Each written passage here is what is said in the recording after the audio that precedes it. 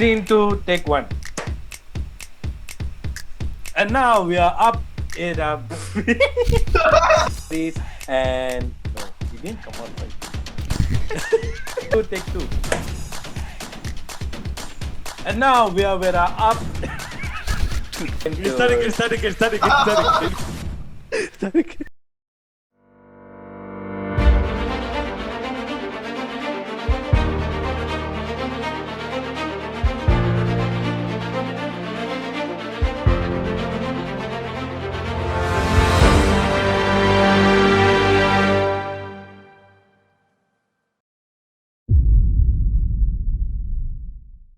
Hello everyone and welcome to the Geek Street podcast. My name is Jazz and we have my buddies over here.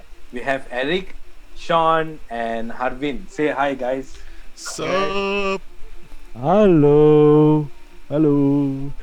Okay guys, so I believe you all know why we are here. We are going to be talking whatever that is interesting, which I'll be introducing later. First, Geek Theories. Okay, basically what we're going to do with Geek Theories is we're going to bring up theories and we're going to delve into it and we're going to discuss about it. It's going to be really interesting. And right after that, we're going to jump on Word on the Street. So basically on Word on the Street is whatever talks that has been going on, in articles and paparazzis. We are going to be talking about that. So let's jump to our segment.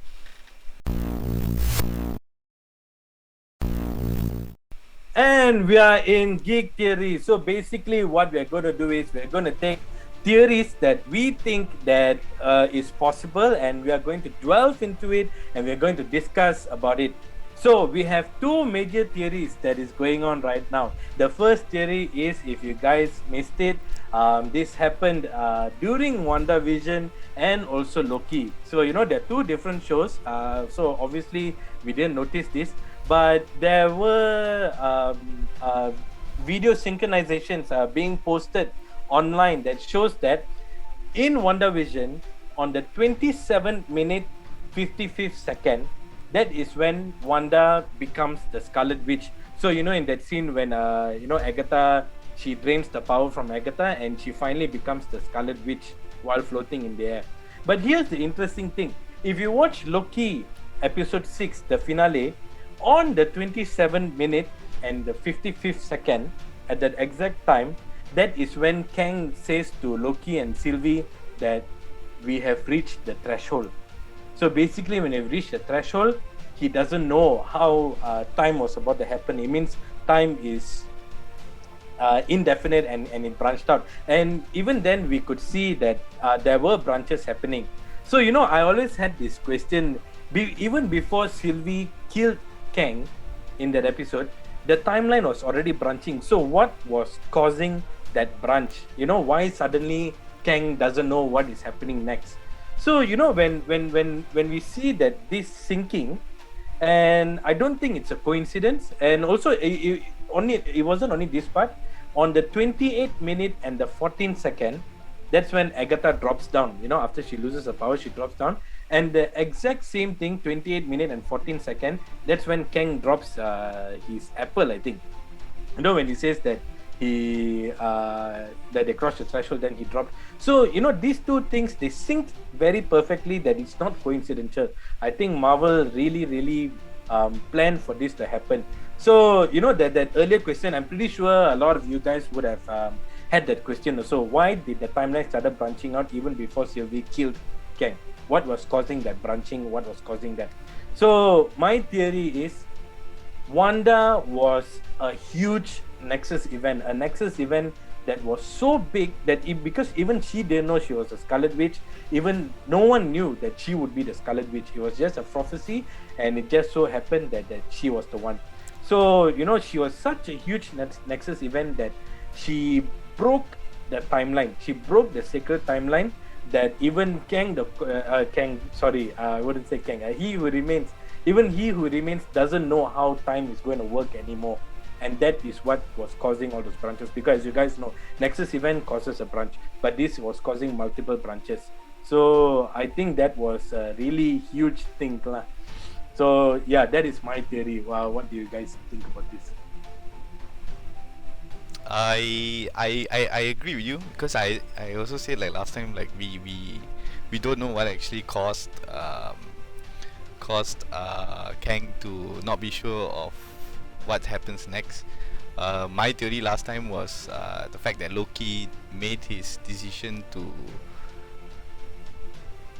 choose love over throne or power. I think that was the part where Kang, He who remains. yeah, he who remains, the part where he who remains doesn't know what's happening. So there could be. I agree with you that just because Marvel didn't state anything, even the movie, the series, it didn't say anything. So there is a possibility that WandaVision will play a big part, and there is a possibility that that occurrence in WandaVision could possibly also cause a Nexus event and break the whole timeline into pieces. So I agree with you. I definitely agree with you. It's just that we don't know which one. Like, if I were to choose a percentage, I would just go like 50-50. 50 on that Loki and then 50 on that WandaVision. Mm-hmm. Okay. What about Sean?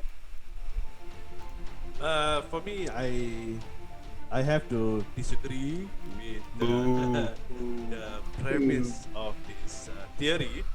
But no, see, it's not to say I disagree in a sense that I don't not say it. Okay, it's not to say that it never happened. It's not a possibility. Definitely, anything is a possibility with Marvel. We know that, right? So just that I have like probably just a question that I want to just ask. Okay, so when did WandaVision cross synced up, with Loki, and when did it cross the threshold? When he remained dropped whatever that he had in his hand, he dropped it down, and then it goes like we have crossed the threshold. When did it happen? When? Okay, so we can see that the timing of the what do you call the timing in terms of WandaVision, that 27 minutes, then Loki 27 minutes. I think it is a coincidence because I don't think two directors would have sat down and said, okay, the 27th minute you're going to do this, and then in the 27th minute I'm going to do this, right? I don't think Loki and WandaVision, the directors wouldn't have sat down and said this. I don't think it's possible because directors have their own way of portraying the creativeness, rather than sitting down and just listening to everything that Marvel says. But of course, Marvel has a huge hand in terms of the creative, what they call guidance, or how they guide the creative minds, to produce this series and all that. But I don't think it's possible. But however, right, I think, okay, if let's say we were to agree, right, I don't think it was at a time when she went full Nexus, when she became the Scarlet Witch, at that time, because there's also another time when the post-credit scene where she heard her children's voice from a different timeline, right? So I think maybe there's always possibility that it could have happened at the post-credit scene. Maybe that was the synced up to the threshold, maybe. Right, so this is something we also can discuss on as we get deeper into the what you call the theory. Okay, and I just want to lay down this now. Okay, so the timing and the timeline. Okay, WandaVision timeline within the Marvel Cinematic Universe is that WandaVision happened 1 month after Endgame, which is the fall of 2023. It means this 1 month after Thanos is defeated. That's when WandaVision started, 1 month after. Okay, Loki, however, the timeline is all over the place. It's like TVA is like out of time, and they go through multiple timelines. They go through multiple, years and things like that. They went all the way back. Then they went to the future. They went.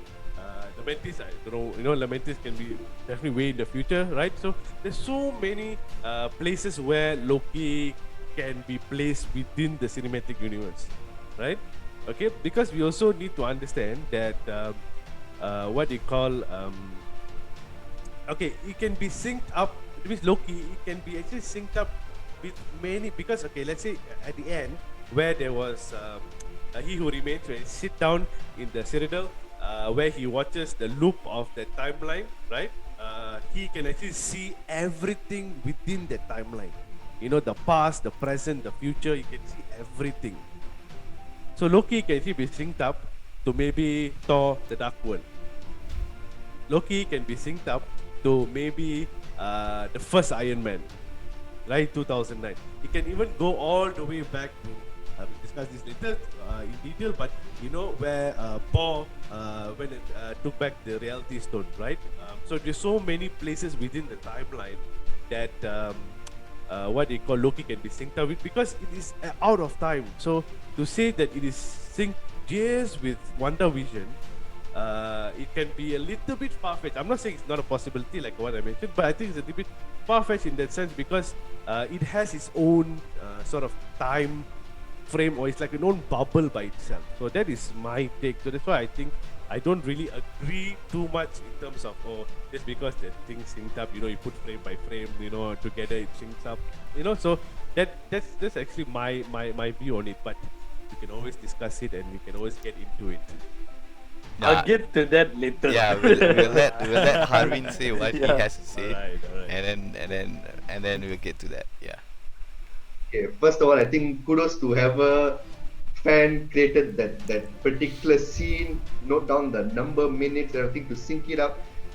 If the theory works out, it's super cool, because when Kang realized, okay, we're at the threshold now, whatsoever. He who remains.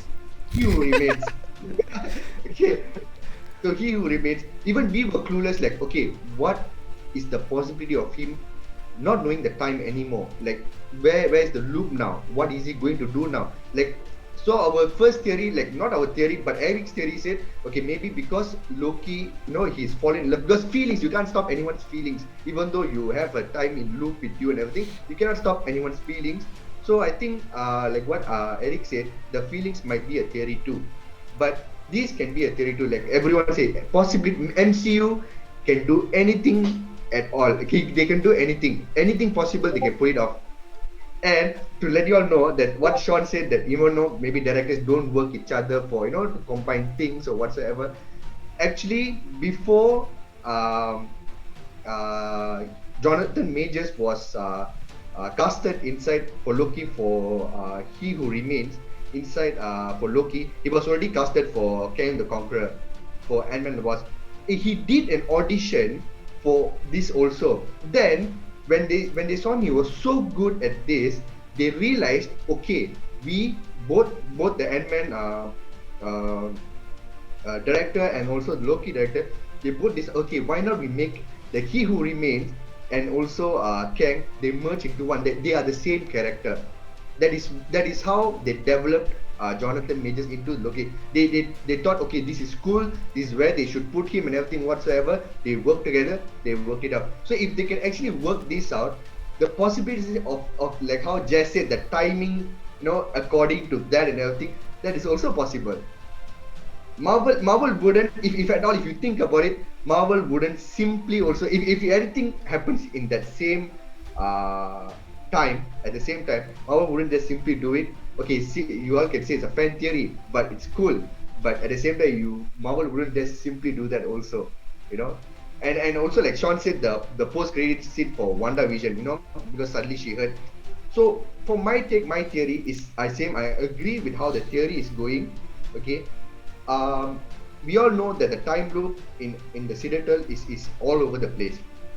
It's one loop. Anything can affect anything. It's the time is nothing. It doesn't work there. Okay, so I agree with Sean. Not necessarily it has to be from WandaVision. Anything happen from, let's just say anything happened in World War II, it can also affect the threshold. Anything can impact anything. But we are watching the MCU, so we should follow the path of the MCU, what they are seeding, what we are seeing. So we understand from what they are putting. They wouldn't just let us take us off the hook and say, okay, this is happening, something else, you don't have to worry about it. They wouldn't simply do it. So I feel as WandaVision, when she gets the powers and everything, when she becomes the Scarlet Witch, okay, because she's a Nexus being. That means she's super powerful, okay? She's a powerful being. She's a Nexus being. So when she forms into the Scarlet Witch, coincidentally, it also impacts the timeline. For He Who Remains, it affects the timeline. He doesn't know what's happening. He's clueless. So they killed him. Okay, it's gone. Then the timeline starts branching out. It connects the dots to WandaVision, where you get to see WandaVision hearing the kids, because the multiverse is already, but because we don't know after the WandaVision, the ending, from there to the post credits, we don't know what's the timeline there. Maybe about 1 month or so. We don't know, because the timeline we have to figure out. The connecting dots is very important. So maybe a month, or maybe even 2 weeks or 1 week after the end of WandaVision, the post credit scene. I mean, whatever happens after that. So when the thing starts branching out, that is when WandaVision herself, she gets to hear these children are calling out to her. So I feel like the storyline, it merges. Loki and WandaVision merges to one. Then from there we move forward to Spider-Man. Then after we move forward to Doctor Strange. So that is my theory on the syncing of the scenes, both WandaVision and Loki. Yes. I agree with what Harbin says about directors getting together. Okay, now let's talk about in production sense lah. Let's not talk about how the universe works, but then in production sense, yeah, there are two different directors for two different shows. But then we have to understand that there are two different directors working on two different shows, but these two different shows are in the same universe, and they are all working on one goal. The story is building up to somewhere. So, there has to be a certain degree where the directors have to agree.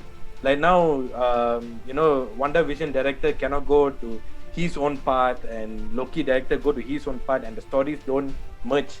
They have to merge at some point, because that is the whole point of the MCU and the whole phase. So, the whole idea of two directors wanting the same goal and just trying to link that goal by just syncing their movies, it's not really that far-fetched, because we've actually seen movies where they put this kind of reference. I forgot there are movies where they say in 10 minutes I'm going to kill you. Okay, the character says in 10 minutes I'm going to kill you, and just ngangam, the way they edit, in the 10 minutes that person dies.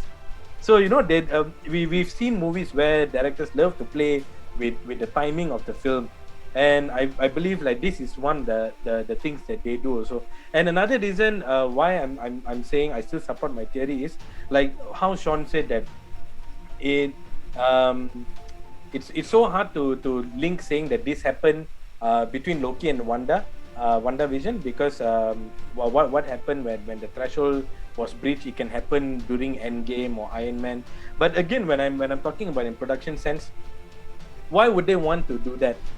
Because we are not going to look back into Iron Man. We're not going to look back into Captain America or Thor from phase 1. We are now focusing on the future phases. So I believe that even like whatever link that they want to do, references they want to do, they're definitely going to do either for the most recent Marvel movies or series, or whatever that is building up to the future. So the whole idea about linking is somewhere else. I don't think they will put so much of effort just to link in a movie that we won't even think about. So I mean, like I said, the possibility is there. So, but let's just go back to where it syncs, right? In terms of, we say that it syncs in that when she becomes Scarlet Witch, the full-blown Scarlet Witch, and then goes into the costume, into the Scarlet Witch mode, to the Nexus mode, right? But it's also a possibility that it could have happened in that post-credit scene where she actually hears, because that is where we suspect there was a branch in the timeline, not at the moment when she, because as you remember in Loki, nothing will become a Nexus event until it crosses a certain line, correct? That means if a timeline is branched, right? Then until it reaches to a certain point, then it's still not considered a Nexus event yet.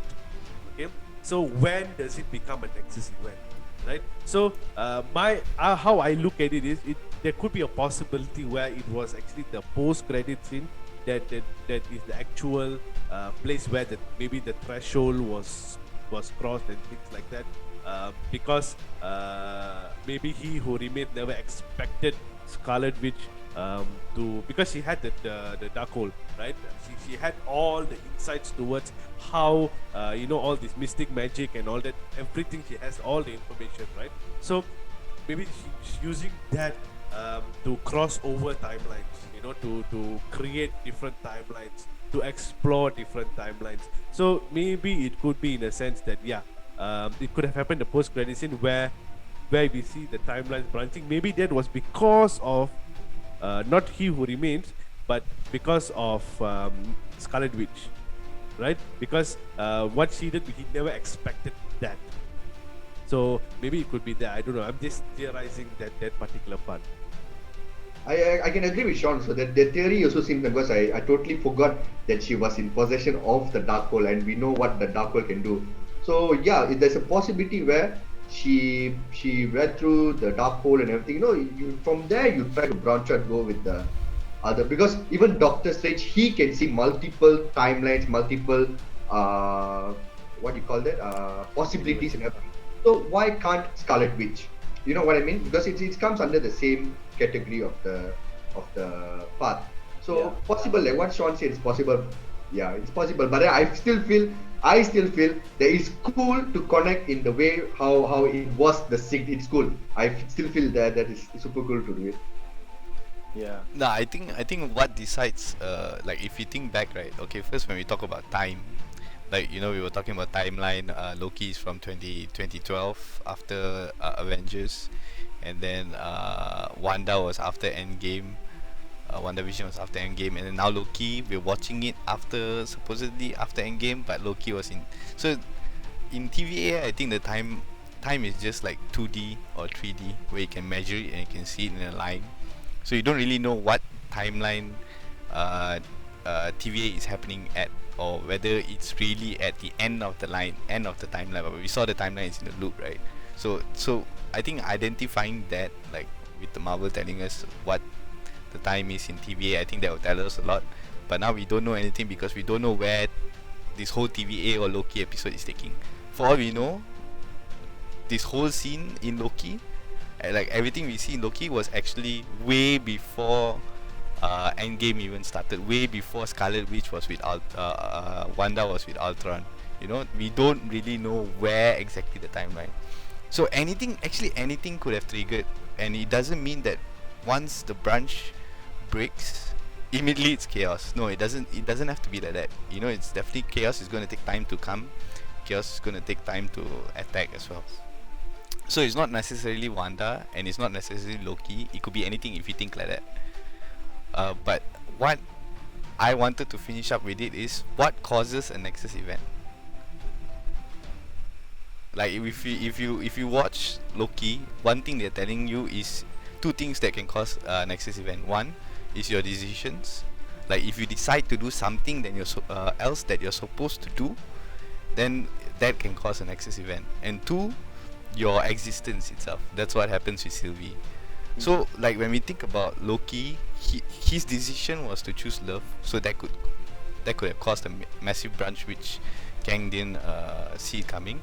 But Wanda, when we talk about Wanda, what was her decision to like cause a Nexus event? Like what would how would she have caused a big event? The only thing I can think of is her deciding that I instead of giving up my power, I want to take Agatha's power. I think that's the only point that Kang or He Who Remains may have not seen it coming.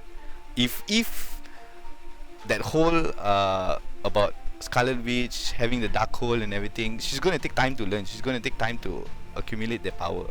So I don't think that Kang would have not seen that already, because it's going to take time. It's not like immediately it's a there and then decision, So I think I disagree with Sean when he said about the post credits, but I agree with Jess that it can still be that whole Scarlet Witch turning moment point that causes the Nexus event. Yeah. So talking about that, so I disagree with Eric. Hey, wait, Sean. Before that, I just wanna correct you on one thing. A Nexus event happens the moment the branch starts. It's not after reaching the line, because the moment the branch starts, that's already a Nexus event. Once it reaches the line, that's when it affects the timeline and possibility of a multiversal war. So yeah, that's what I gotta give it lah. Nexus event, it can be the smallest thing. Maybe Sean decide to eat chichofan instead of nasi lemak. That can be a Nexus event. But when that event reaches to the line and it creates a multiversal war, then yeah, that's the whole thing lah. But Yeah, but that is TVS propaganda. What? That is TVS propaganda. So we don't know. I mean, we don't know what it means by a multiversal war. Whether we can go deeper into that. But yeah, I mean, I agree in terms of it's called a Nexus event when it branches out, right? And then it is to a turning point that it cannot sort of prune back the timeline, which you cannot erase back the timeline, or it takes a lot of effort to patch it back. Yeah. Okay. No, but okay. Going back to what Eric said. Okay. No, see, thinking about he who remains, right? He said that he controls everything within the timeline, like even the part where Loki and Sylvie meets him, he planned all that. So I think we can safely assume that he planned everything within the timeline in the MCU thus far, right? So we can agree on that. So going back to when Scarlet Witch became full-on Scarlet Witch, it actually there was what you call like a vision of her becoming Scarlet Witch in the previous episode, right? So what I'm theorizing is that in that part is because I like I said, I don't agree in that time when she became the Scarlet Witch that it's a Nexus event. I won't say that because she already had a vision, right? So when she has that vision, was the question that we have to pose is, was it he who remains gave her that vision because he controls the timeline, right? So he controls what people see, how people have to behave within the timeline. He controls all of that, right? So or what path they move on to, what happens the next morning, what happens at night, things like that. So he controls all that. So when she has that vision, right, that I think he who remains did that, right? Because he could never foresee what she would do with that power. Because No, I think wait. he overestimated. Hold on, I think he overestimated the power of the Scarlet Witch in that sense. Because I don't think he would be able to. I don't think he would have given her the Scarlet Witch power if he knew what type of a person that she would become later on. Yeah, Eric. No, I just want to cut you off there. I don't think it's he who remains who has to do something, who had something to do with that vision she had of her being Scarlet Witch, because that was the stone speaking to her. Like in Wanda itself, that episode itself, they already broken down that Agatha herself will say that is the stone speaking to her, and we all know that the stone actually had its own thought. That's how Vision came up to be. So I don't think it's up to Kang or he who remains who actually, maybe he allowed it to happen and not make it a big scene or send TVA down to this one, but I don't think he purposely or intentionally made it happen or gave but her. he would have allowed that event to happen. Yeah. Because- Allowing, yes, because I think it's just a vision. It doesn't mean that she's gonna decide there and then, because even then she didn't know what it meant. Even But then she because didn't you know also what it know, meant. you also know the stones have no power to deviate, Yeah. right? Mm. So so we go back to the question is what the reality stones is to he who remains or Kang. What is the reality stones to him? Yeah. Right? Infinity Stones. Was it his creation of did he create the Infinity Stones? Right? Because he controls time from the beginning till the end. So does he have control over the stones? So that's also another question that we can go. There's so many things we can talk about. Yeah. But it's very hard to say because this He Who Remains or Kang is like a whole new story, whole new being. If you want to relate it all the way back to Iron Man 1 even, it's going to be like messed up and messy. So I don't think we should go that far. I think we should only stick to just phase 4. Anyways, Spider-Man is coming this December. I think 3 months after that is Doctor Strange and Multiple of Madness. Just wanted to let you know, just a fun fact. It's relevant. But Far From Home in the MCU timeline is actually after WandaVision. Yeah, Just so you correct. know that it is in summer 2024, while WandaVision is fall 2023. Ah, Interesting. yeah. I really don't know about the year. I just know that Spider-Man takes place 8 or 6 months after Endgame. They mean the summer after Endgame. Yes, correct. Yeah. Yeah. But I don't know. I think there was something. There was an issue going on about time problem. Spider-Man, Homecoming. I think Marvel did a mistake over there because Homecoming was supposedly after the events of 2012, if I'm not mistaken. But then the time they put over there was wrong. So that caused a little hiccup over there. So now I don't know whether I can really trust Marvel with the timing they put. But I mean I think it makes sense lah, because if they put summer of 2023 and fall of 2023 and summer of 2024, is it, John? Yeah. Hopefully Marvel redeems back a trust lah from the mistake they made with Homecoming. No, but I think I don't think I'll believe or trust, because even with the end game they were like saying like it's 5 months or 5 weeks or 10 years, and it turns out to be 5 years after the blip. So I don't know, I still don't trust, because Marvel likes to pull our legs and play us off. So I still don't trust when they say it's right after WandaVision. I still don't trust until I watch it myself. Like, it's very hard to trust. suddenly see Traumatized. summer of fall of 2023 in this dimension, summer of 2024 in the other dimension. Yeah, because like if you think about it, right, even Scarlet Witch will need time to study through the dark hole, and to even astral project herself. Like, how long Doctor Strange took to do that? Don't tell me she can do it within like what, 1 week, 2 weeks. I don't think so. Like, it will definitely be more time. So Marvel can easily pull our legs off for sure. In that sense, hope Marvel doesn't pull a Star Wars Rise of Skywalker lah. Yeah. Out of nowhere suddenly she has the Force and everything. Yep. Okay, so I guess it was quite interesting to talk about this. Although some is still solid. I also agree on certain degree with Sean. About Wanda seeing the image of Scarlet Witch. So is it predetermined or not? But yeah, we'll get to know in Doctor Strange. Hopefully, when it comes out. I think we have less than a year that Doctor Strange comes out. Now moving on to the next theory. I think Sean will be interested to talk about this. All right. So the next theory that we want to talk about is, okay. So this has been something that's been boiling over for maybe about a year already in terms of.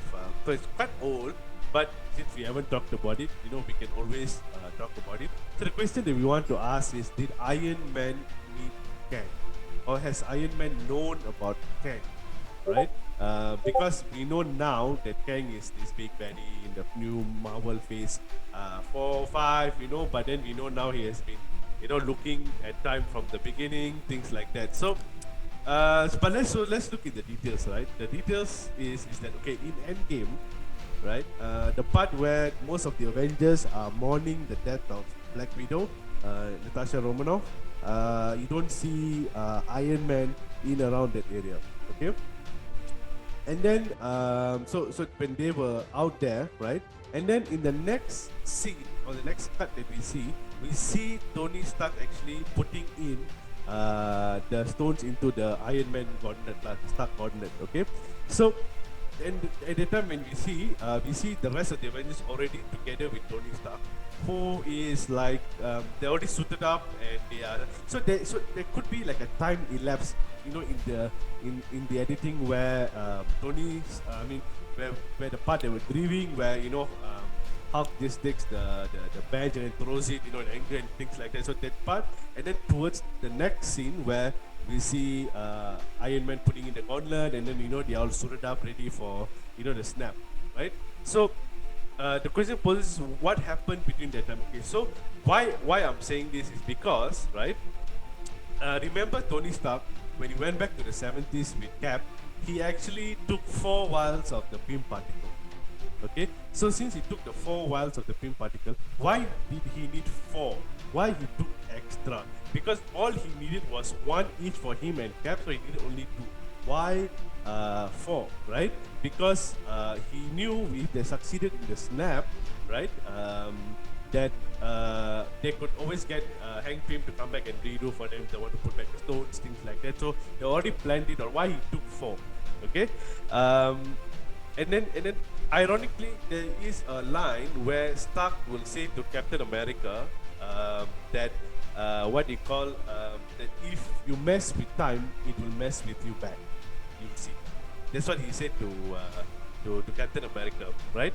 And then also in the quantum machine, we see that the Tony Stark built the quantum machine was like there were two other dates. There was one that was 2012, which was of course they went back to the Battle of New York, and then 2009. There was a date. There was year 2009 and 2988 BC. So 2009 was when days before Tony Stark became Iron Man, or when he became Iron Man. So during that time. And then 2988 BC was when Thor's grandfather battled the Dark Elves to get the Reality Stone, right? To get the Reality Stone. So the question poses is, right, why? Okay, so why there are different dates there? Okay, and what did Tony Stark do with those dates, and why he took more than the required Pym particle to come back to the present time to do the snap. So this is the question: did Iron Man actually beat Kang? Do you all have any theory, or do you want to theorize this? No, just go ahead. I mean, I like the possibility that Iron Man met Kang, but then I feel like they would have at least put more information to indicate that an event occurred. I don't think they would actually waste on a storyline like that just by mere specifications.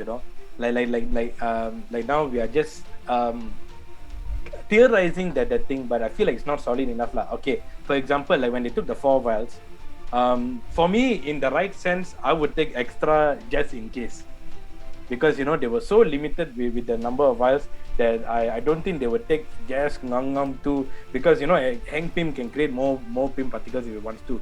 If I was there, I would have taken 10 more just so I can go and see my dead grandmother and come back or something. But so yeah, I feel like it was just an in case situation. And when Tony says if you mess with time messes with you back, it's because Tony wasn't really thrilled with the idea of time traveling, because his whole stand was let things be and just focus on what is going on. And the only reason he agreed to do time travel is because he wanted to help his friends. It's not that he wants to do it. So you can sense that certain hesitance when he wants to do things. So of course he will say things like, oh yeah lah, you guys do like this, time is gonna mess with you, that kind of thing.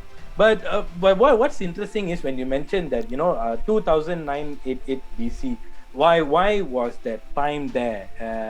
I would say maybe they would have considered that timeline because that is when the Tesseract was first taken from the Frost Giants in Jotunheim. Maybe it was that, but why? That is the question here lah. But I still don't see how does this relate to Tony meeting Kang. I feel like it's not out there enough. Yeah, I agree with Jess, and I only got 2 things to add. The first thing is, like, when we build something, right? After building it, when we rush to save the world, like when I want rushing to save the world, I don't try to clean up my mess. I don't try to, like, let's say I plan from A to Z. I have to choose from A to Z where in the world I want to go to get the Tesseract or any other stones. Like I would choose, okay, I want to go J, but I would not erase off or remove the others per se. So it's just mere coincidence, or it's just there that 2988 BC or anything or any other years, it's just there. Okay, and the second thing is, like I mentioned earlier, we should not mix phase 3, phase 2, phase 1 with phase 4. Like, it's just different. Like, we just have to assume it's just different, unless in phase 4 itself Kang has mentioned to Loki that, oh, you got defeated by the Avengers. By the way, I met one of them. Then we could safely say that he met. Then we could speculate. But for now, I just feel like it's a total different story, total different scenario, and we shouldn't like just intertwine both phases like that. Yeah, because you'll get really messy. Yeah, I agree with Eric, like what he said, like you don't want to because you phase 1, phase 2, phase 3, it's a particular phase. It's a phase where you develop heroes towards an invasion kind of, then you see a Thanos big level threat. That until that is the phase. Now we are moving on to something else, because that right there, phase 1, phase 2, phase 3 is something special for us. Now we're going into something more special. So they don't want to touch whatsoever too much on that. Maybe they'll bring here and there the seeds and everything. So when you see the dates, I think like what Eric said, it's a mere coincidence, but it's a nice Easter egg. People, like now we are theory crafting it. Like, okay, why is it there? Why is it here? We have questions. So Marvel just want to put it out there, just an Easter egg, maybe for us to think here and there whatsoever. But it'd be really cool, and I feel like, in a sense, maybe an alternate timeline or whatsoever, it'd be Tony Stark. Of course, if he can think one, he can think in a million of so many possibilities. He's that genius. So the possibilities of him seeing Kang or whatever, it can happen in an alternate timeline or whatsoever. He actually did in the Loki episode 5. You can see the Kang Tower. So you can see that Loki did. Kang did meet Tony Stark, because eventually Mr. Gryphon, who is Mr. Kang's another alternate variant, he's the one who bought the Avengers Tower. So probably he did meet another alternate version of Tony Stark. So it's a nice Easter egg. But like I said, I feel that they just want to put, like what Eric said, they want to just like put like a coincidence kind of thing. Just want to touch you, just say like, okay, this is that is this, and but nothing much of it. That's all. Yeah, I mean, there's so many like questions in terms of how and why. Like for me, I always think how did Tony Stark knew that he has to die? How, right? I mean, nobody explicitly told him you have to die, right? How did Tony? I mean, a genius like himself also. How would he know out of 14 million possibilities, one of the possibility was for him to die? Right? Because so these are the type of questions that I also have. Yeah, Eric. I just want to say, because it's his nature. I mean, that is Iron Man. I agree with that. And before that also, Doctor Strange showed like one. So he knew like, okay, at that point he like, okay, should I just do it myself?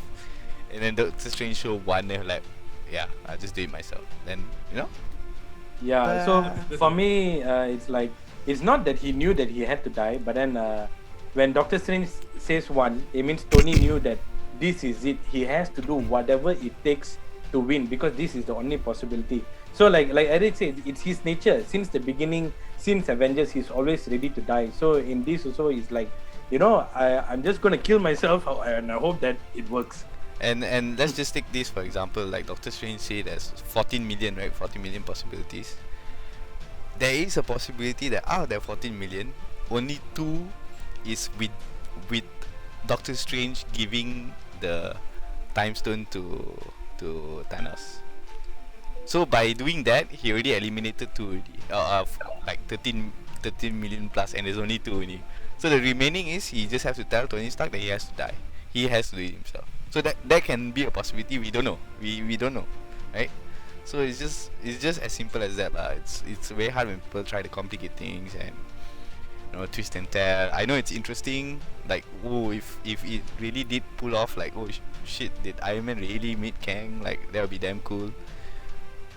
But until we get a black and white saying so, I don't think we should speculate that.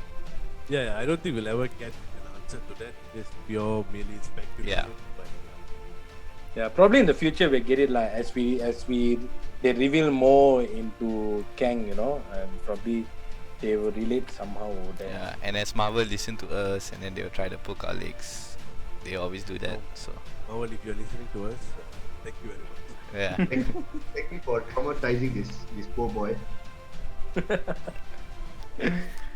Okay, so basically that's the thing about Kang meeting Iron Man. I mean, of course, you guys that are watching our video, you guys can leave in your comments also on what you think. Not only about Iron Man meeting Kang, you can also talk about about WandaVision and Loki, about what we discussed. And if there's anything additional, maybe theories that we didn't cover, you guys can put it in your comments also. I mean, we would be really, really interested to actually see what you guys theorize, and maybe we can talk about it. We always have something to talk about, right? Yep. So yes, I guess that is all for our theories, and now we are be moving on to our next segment, which is Word on the Street. Word on the street. Stand back, watch the bomb drop. All the competition that try to compete, stand back. So basically, what we do on Word on the Street is we share whatever talks has been going on, especially that is shared online, or pictures from the paparazzi, or anything that people are talking about, and we are going to delve into it and also theorize about it as well. And so, moving on, Sean. Alright, so we have the first one, which is Benedict Wong. Okay, I am going to say hands up, I was wrong about all these. You know, you guys can say whatever. I'm sorry, I am sorry. Okay, but Benedict Wong. Wait. For Yeah. those of you who don't know why Sean is apologizing, because even way before when Shang-Chi trailer came out, me and Eric especially, we've been very fixed upon the fact that it was Benedict Wong in the trailer that is fighting Abomination, but then Sean refuted that idea, and he thinks it's someone else. And But now yes. he's proven wrong. Yeah. Okay, so moving on.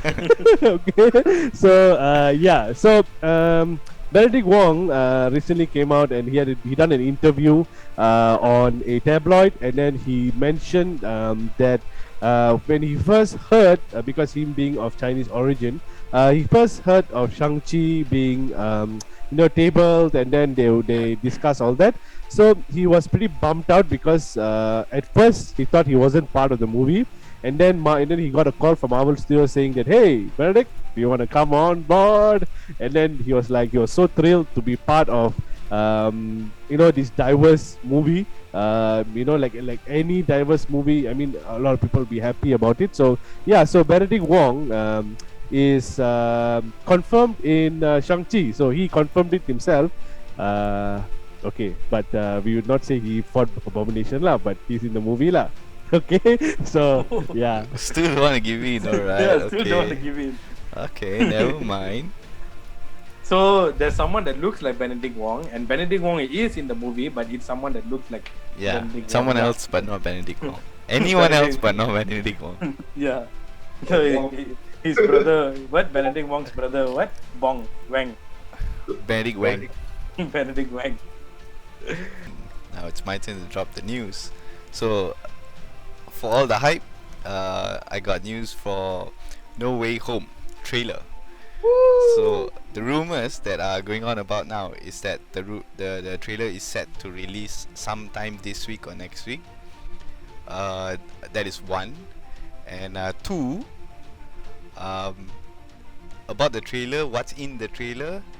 There are news that both Tobey Maguire, if they're in, Tobey Maguire and Andrew Garfield will not be in the trailer. But William Dafoe, known as Green Goblin, will be on the trailer, and there will be a lot of fake scenes in the trailer to throw us off. So that are the few news about the trailer that's going to drop anytime soon. So that's one thing to watch out for. Yeah, that's all for me. I think that is like Endgame all over again, you know. Yeah. Yeah. And it's gonna be like a damn long wait until we actually get the second trailer or even the movie. It's gonna kill us. Slowly. Yeah, talking about that, they had a reason, like they say they had a reason why they haven't dropped the trailer yet. They just want to wait for the Loki episode season finale, because that is when you see the multiverse, whatever's going on, right? That is when you can actually drop the trailer. Because if you drop the trailer before that, people don't understand, because it's already a multiverse storyline. So I mean, something in multiverse going on inside Spider-Man No Way Home as well. So Interestingly is that the multiverse, right? First appeared in Far From Home. being the first movie of Phase 4, right?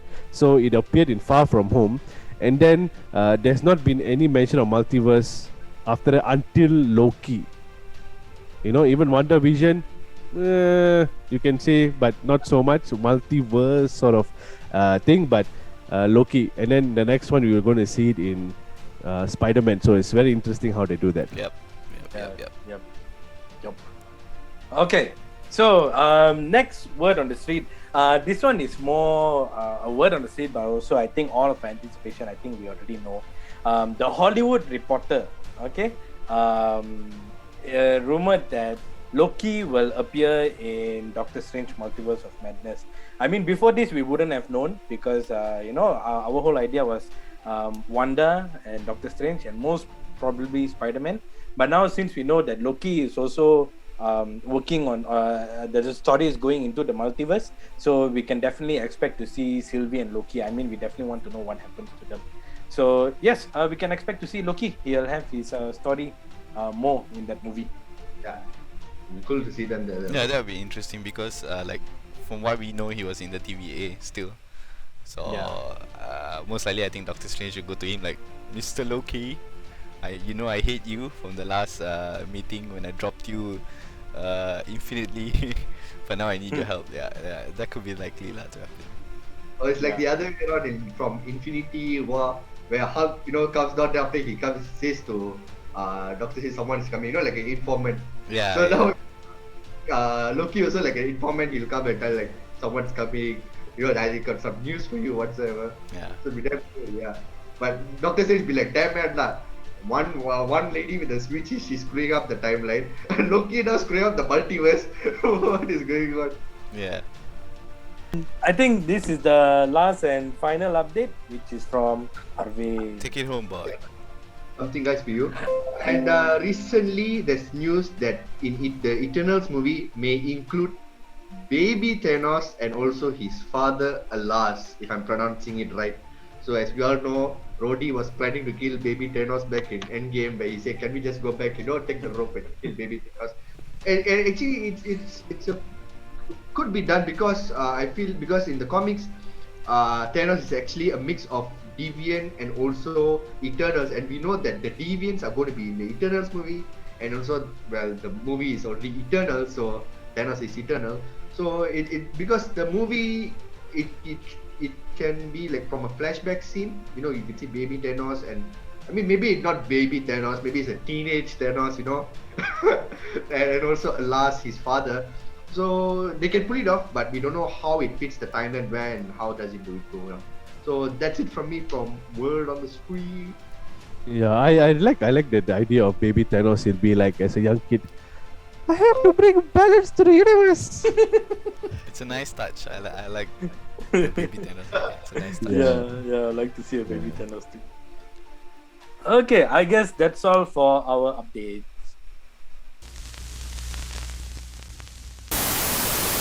And we finally reached to the end of our podcast, and what a great discussion this has been. To be honest, we could have been debating way much longer, but we have to stick to the story, so we kept it nice and short. But yes, that is all from us, so please do leave your comments below on whatever additional theories that you guys have, and anything that you find interesting, and we will be happy to read them and to respond to you guys. And also please don't forget to like and subscribe our channel. And yes, that is all from us. This is the Geek Street. The street has spoken. Till then, see you guys. Bye bye. Ciao.